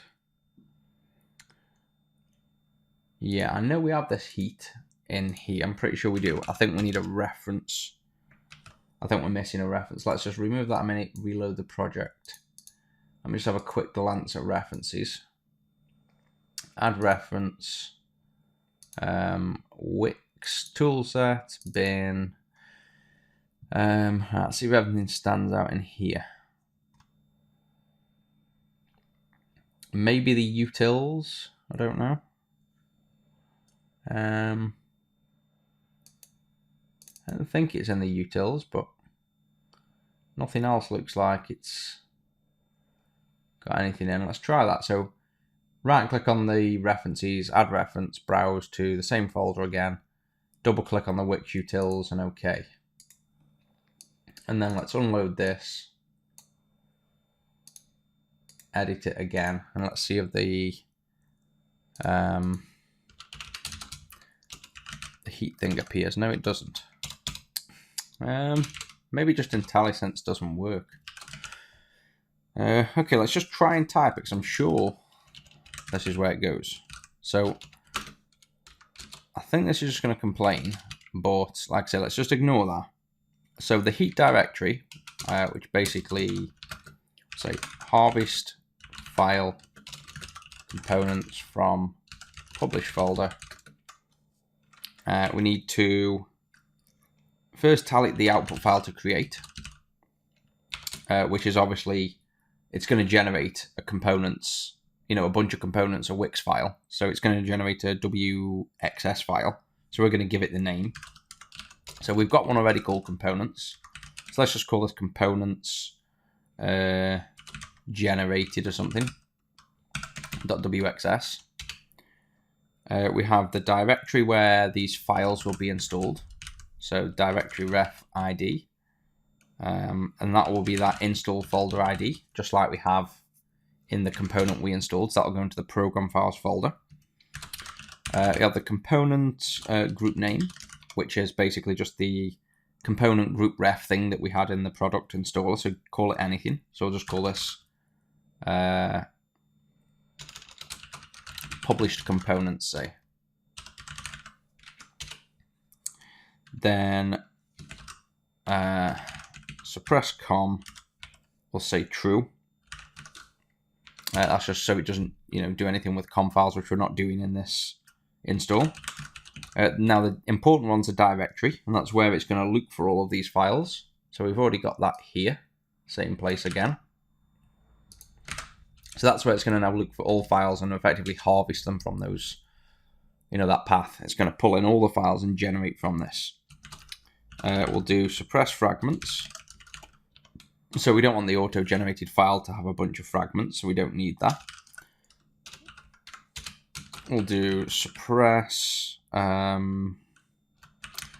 registry. So we don't want to add key paths for every file as a registry entry, something that Wix does. I won't bother going into detail on that, simply set that to true. Suppress root directory. Again, we don't want that. We want to basically suppress all this, keep it a nice, clean, simple file. So it's going to auto-generate a really clean and small file. You'll see after when it's generated. Auto-generate the GUIDs. You'd think you'd set that to true. We're actually going to set that to false. You don't want to auto-generate them there. You want to generate them now, basically, is the trick. So again, if you want to know more about all these little pieces of info, you can simply Google the Wix documentation to see. But this is all you'll need. You'll be able to take all this heat directory and just simply change this one path. Make it usable for your product. So I don't want to waste your time going into all the depth of all these bits of installer details. You can do it without. It's. I don't usually say it in code, but certain things like this you just don't need to know about. You only need to know about it when you need to use it. So you follow these defaults and it will work. And until you have an installer where maybe you're using COM or maybe you want to do something different, then you learn it then. But if you try to learn, like exactly why this little part here extracts the variable file version from that folder or from that file, I'm telling you it does that. But if you really want to go into the depth of why task parameters this and items name this, you're going to waste days, if not months, just learning kind of a pointless thing in my eyes. This is, enough to get Wix to do what you need it to do. And then you know why things are happening. You know that this directory is where it's looking, and it's going to generate all the components from it. You know what the components do. You know that specifying them in the feature installs them, and so on. So, like I say, I'm going into enough detail in the installer that you understand the bits you need to understand, but then things that are just going to waste your time, like these suppress features, I won't bother wasting my time on. So, generate GUIDs now is true. And basically these two together generate you the, let's see if we can open the file manually. So this is the one we wrote. So this is the component we installed now, the first one. So this auto-generate false and generate now adds a GUID to each component. That's what that setting does. The directory is where we scan for them. The directory ref install folder is this ref here. So it adds this to the files. The file source for all of them is obviously naturally this, so they get found that way anyway. The components generated WXS is, like say, the file name. The component group name, published components, is the component group here that we've made called product components in this case. So it'll make a group like this with IDs like this that reference every file. So it's just auto-generating the file we just manually generated. The toolpath, again, one you don't need to know about, just put $Wix toolpath. That just basically helps it find the harvesting tool, and that's an inbuilt variable. So that just simply makes this work. Then we will need to pass in, because we are using, or are we using? In fact, we aren't using, so no, we don't need to do that, I don't think. I think that's all we'll need for the moment. Let's just see if this works. So if we just right-click and reload, right-click and build, what we should see is in the install folder, the heat, where's it gone? The heat directory task cannot be initialized with its input parameters. Suppress registry parameter is not supported by heat directory. Okay, so the suppress. Oh, I've typed that wrong, so maybe that's why it failed. Unload, edit. This new keyboard keeps making me type wrong. So suppress. There we go. Suppress registry. Reload that and build again. And then in this folder, if it works, we should see a new file called components generated. There we go. So this is what's just been created by the heat task, the heat directory. And if we open that up, you'll see it's generated a file with a directory ref of install folder, a component with just a random ID, a new GUID, a unique GUID, a file ID, key path as yes, and the source as the source dir, which is pulled in from in fact, that might be wrong.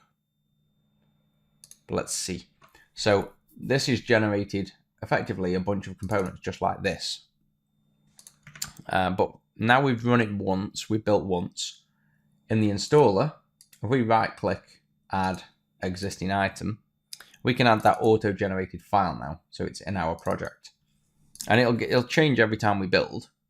But that doesn't actually matter because, something's gone slightly wrong here as well. It's generated, we've gone one folder too high here.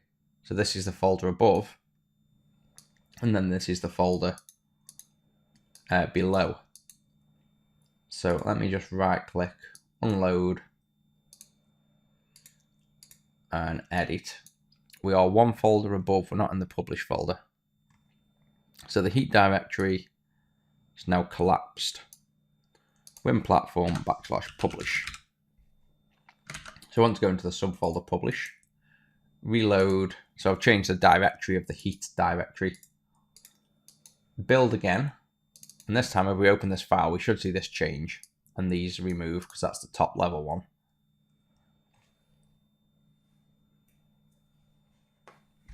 And there we go, reload yes. So this is now generated all the files that were in the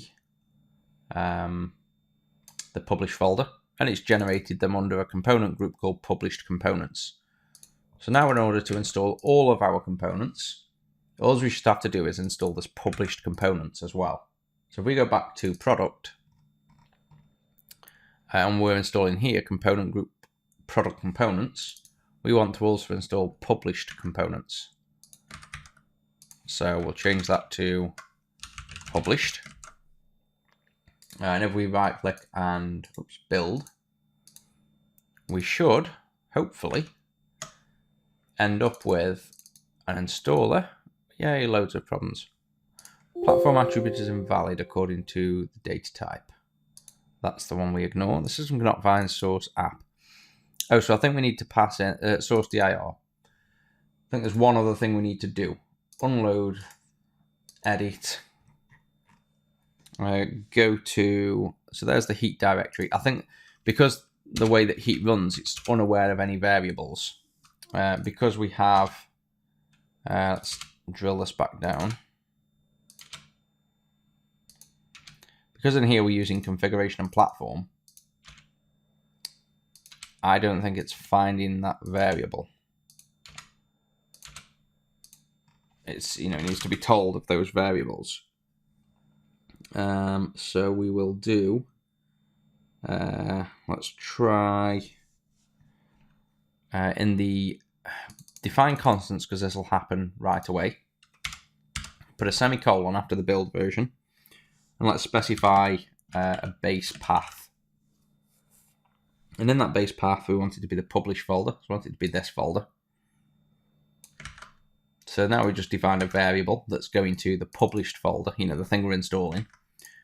Let's now tell this task to pass it in as a variable, which I think is preprocessor variable. And we'll pass it in as var.basepath, which again is about the 60th different way of accessing a variable. And let's see if that works. And I think that is going to then tell the heat directory where the variables are. So let's run this and see if it works. If not, I've got one other idea. It might need the linker base input paths as well.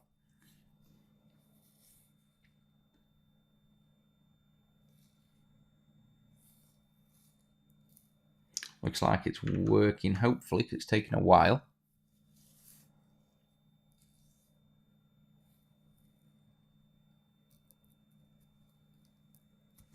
Oh, not quite. The target file is installed by two different components. Test file. Oh, so it did work, but we've left our test file in components.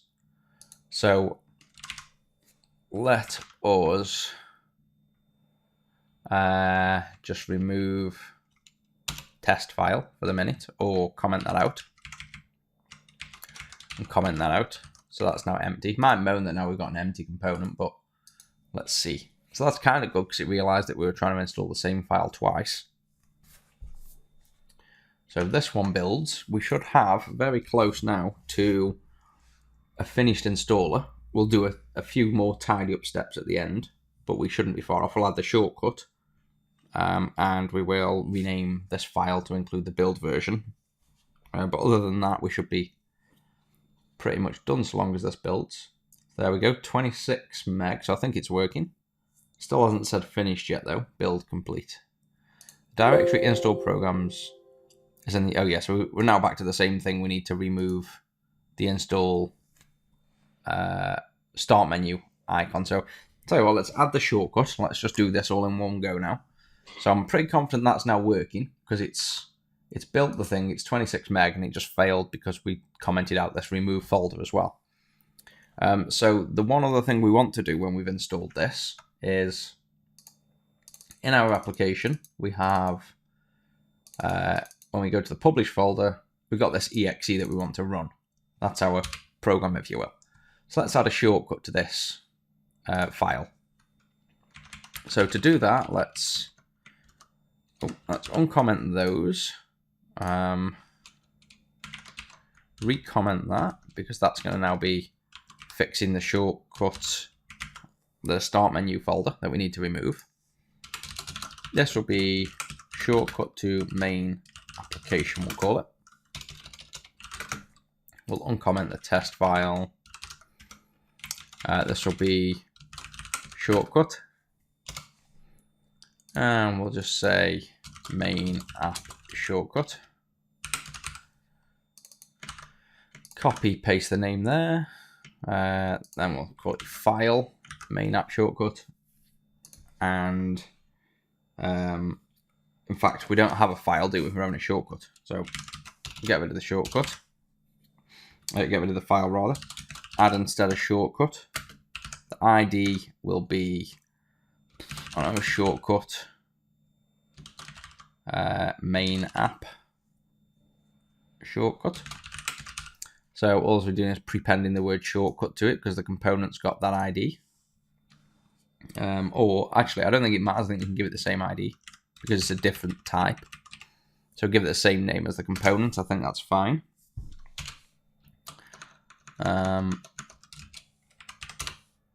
The name, and that's the physical name that appears in the, this name here. So that name we'll call console app for this instance. You could reference your, your localized thing if you wanted. You could reference this one, say. Instead of doing the name like that, you could do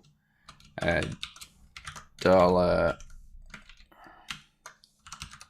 localized product name dot var platform, and then it will give it that name. The target, so where is this? What's the shortcut pointing to? It will be now in the install folder.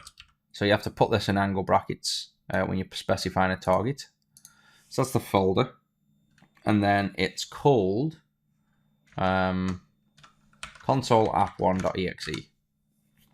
So that will reference the program files folder and then look for that exe. So that's the target of the shortcut. The directory, as in the directory that the shortcut will start up in, we want to tell it to start in the folder that this file's in. So we should be able to start in directories.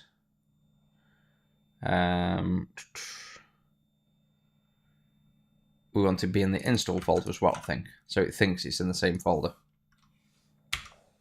But I think we might need to pass in an ID in the directory though. But that is the ID, isn't it? So yeah, I think the directory is going to be install folder as well. The directory isn't that. The directory is physically where you're placing the shortcut, which is obviously the start menu, this thing here. So you want it to go into the start menu's subfolder. And then it's the working directory I'm on about, where it thinks that, the application thinks it's being executed from. That is when you want the install folder. And the final one, let's give it an icon as well. And we'll reference the icon.ico, which is in product. We'll reference the same icon here through that ID. So that should add a shortcut with the name of the same product, which will appear in the start menu inside the subfolder that we give a name. And it should point to the exe that gets installed. It should think it's being run from the folder where it's installed, which is the program files folder, and it should have the icon. So that should now allow us to build fully and successfully. It should install all files, and we should also have a start menu shortcut now. So this should be effectively the complete installer, and then we can simply rename and move this package, this MSI, to a nicer place. So we can simply run this and have the whole thing done, ready, and in a folder called installs. And then you can add that to your continuous integration if you like, to have it so that you simply build and you always get an installer for every code change or commit. But we won't go into that because I think this video is getting pretty long already. So still building. I'm very confident this will actually finish and build correctly this time. Or not. Key path main shortcut is directory install folder. Key path for component main app shortcut. Why do we have... Oh, I know why. Because, as I mentioned, every component needs a key path, a key feature. Usually the file is the key. In this case, a shortcut can't be the key. So a trick to make a shortcut when there's no file inside the component, you're simply making a shortcut. We'll just make a registry entry and just use it as a key. And it's not really doing anything. It's simply serving as an ID to the installer. So reg shortcut key, we'll say. And again, this is something that you don't really need to know to get your program working. You simply type this in, and that's why. Every component's got to have a key component, a key thing inside of it. And a shortcut can't be one of them because it's not unique. Because it's simply... it's trying to figure out a uniqueness by just using like a working directory, for example. So we'll just make a registry key entry, put it in the current user, software, and then we'll put it in our install folder name, say the nice, this one here, product folder name. So it gets this name in the registry, and it's not doing anything. We're simply placing it in there. We'll call the name shortcut. The value doesn't matter, it can be 1. The type will be integer. So you'll see in the registry then simply a value of 1, and then we can now specify key path is yes, and that can now act as our unique key for this component shortcut. And that should solve that issue of it complaining that this component isn't unique. It can't be made unique by just a shortcut. And here we go. Undefined process variable of our product name folder. Oh, it's not var, it's lock because it's in the localization file. And then we'll take a look at the registry. Might as well get ready and take a look at that. So we'll see once we install of where it goes. So we'll go into current user, software, and then in here we should see console app or something. So we'll minimize that until it's built when we install. and then you'll see that it should appear. But like I say, that's doing nothing. So there we go, a successful build, 26 meg. So let's go ahead and install this. So pops up, yep, install, accept, flies through, finishes, good. Right, so let's check the program files folder. So we have console app. And now in there you can see we have all of our files. We can hopefully run this exe and the application runs. We should have a start menu thing now. There we go, a folder called console app. In there we have a shortcut that says console app 64-bit that should run that exe when we click it, which it does, and you can get the icon there. And then finally in the registry, we see nothing here. We refresh and we should see console app. And you see shortcut there now, and all the way over there, because I've got a really long thing, it's value of 1. So this is simply acting as a unique ID for the shortcut. And then in the uninstall, we should see the uninstall for it, and we can remove it. So that, in essence, is the complete Wix installer. You can see then it's fully removed that. The start menu should have gone as well, which it has. So really that's, like I say, full done installer. What you'll need to change for your project is, 1, you'd open this common, you'd change all these values to suit yours. 2, the components, you'd simply have to alter this path to point to the right path, and this really we should probably put in a variable so we can reuse it, but there's this path which points to the published folder. Obviously change all the GUIDs, so change this GUID here. Change this name here to point to your main applications exe. That's all fine for that. Components generated as auto-generated, so that you don't need to change anything about that. Directories, you don't need to change anything about that. So you've only got to change common and components so far. Then in product, you need to change these 3 keys. You'll need to change this icon if you're not using this icon to point to wherever you want. Change your website. Update your images and license files, the physical files, not you don't need to change any text here, you just need to change the actual files. Change the title here.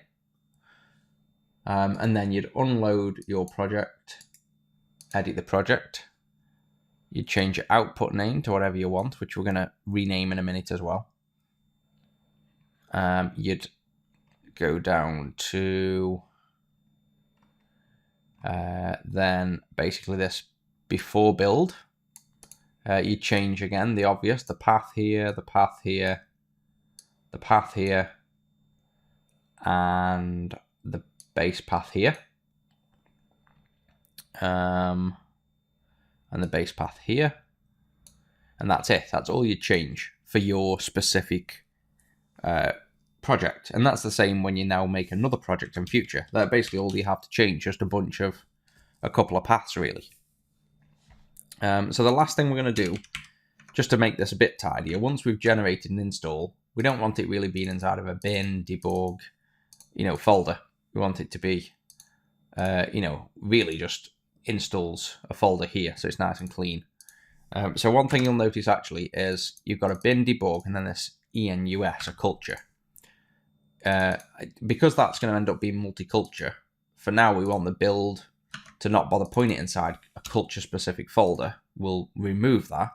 So in order to remove that, just go to the very top property group here, and below the output type, let's put, I think it's cultures, I thought it was.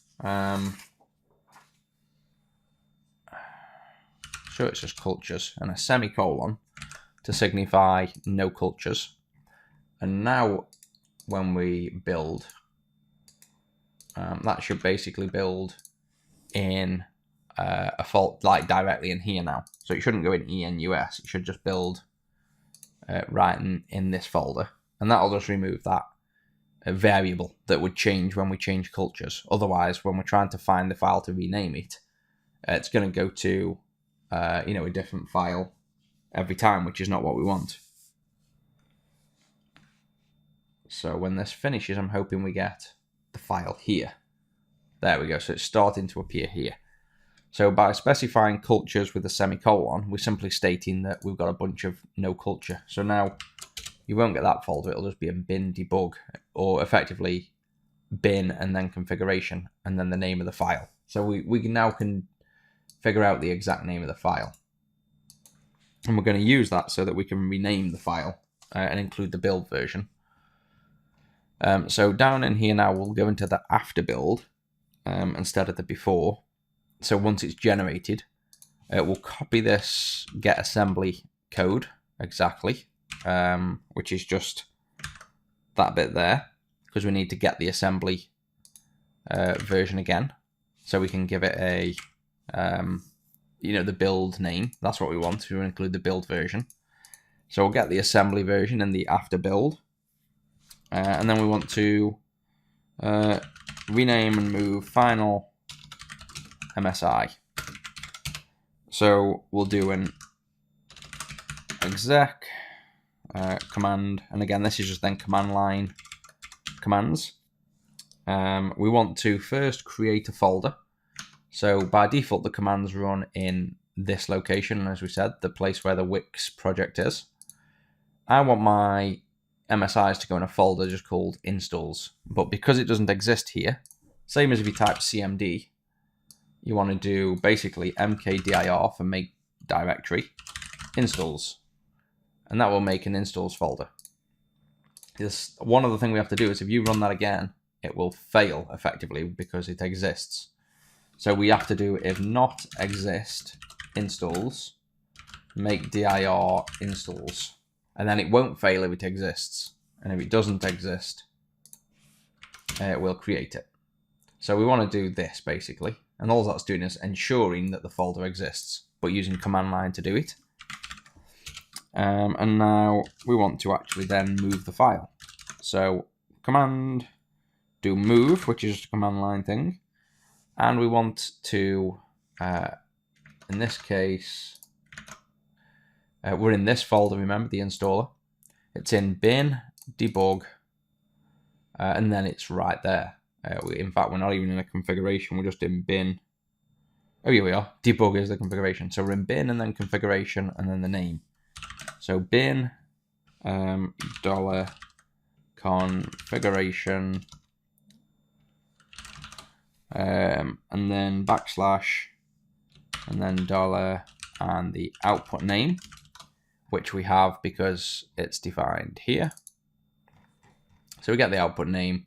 We want to move that into the installs folder, and the name of it wants to be, we'll call this console app dash, and then this time we'll use the percentage for the assembly name, which we made use of somewhere here. So we'll do that, which is the build version.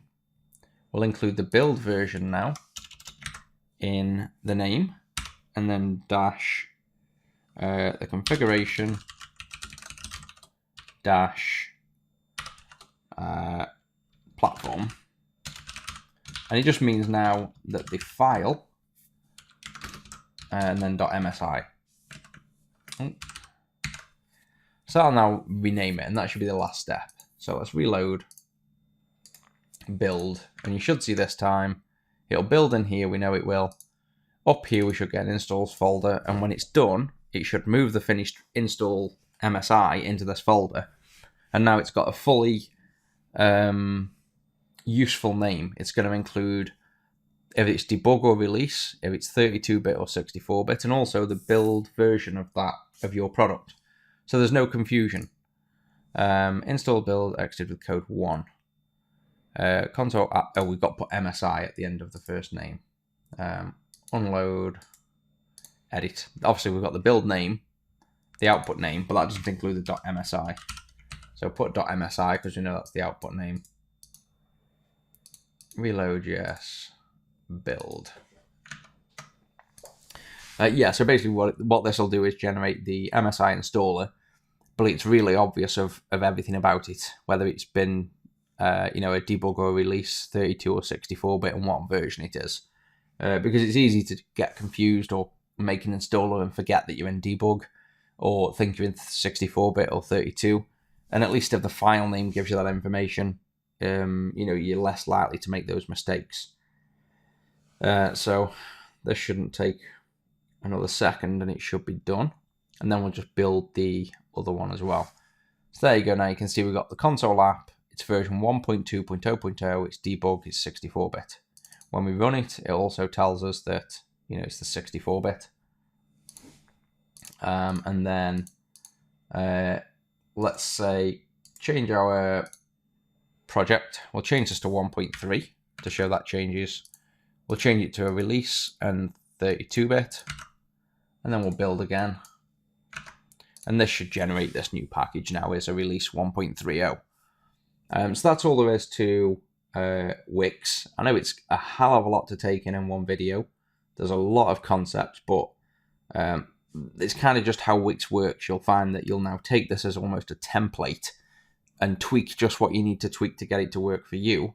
And the key really is simply the Harvest directory, where it picks a directory to install all the files, and then tweaking all your settings, your company name, your descriptions, your details, making the right shortcuts that you need, and so on. So you might have to watch the video a few times, you might have to do a bit of research, but what I'd say is basically take the this installer as your base, use it in your project, tweak simply the folder names and things to get it to build and work. And that's simply all you need to then build an installer. I wouldn't worry too much about not understanding all the inner workings, so long as you understand enough to tweak this to work for you. I wouldn't recommend Wix if there was something nicer. I'd certainly prefer a nicer way to make installers, but this is the only real installer I know, and the only real installer you ever find when you look for decent Windows installers. It's definitely very outdated, but it works, and it does what we need. So hopefully this is what people have been after. You want to make an installer. I'm sorry it's not easier, but it is what it is, and hopefully I've explained it well enough that people understand. Again, as always, leave any comments if you don't understand or if you get issues, and I'll help you out. But hopefully this has been useful.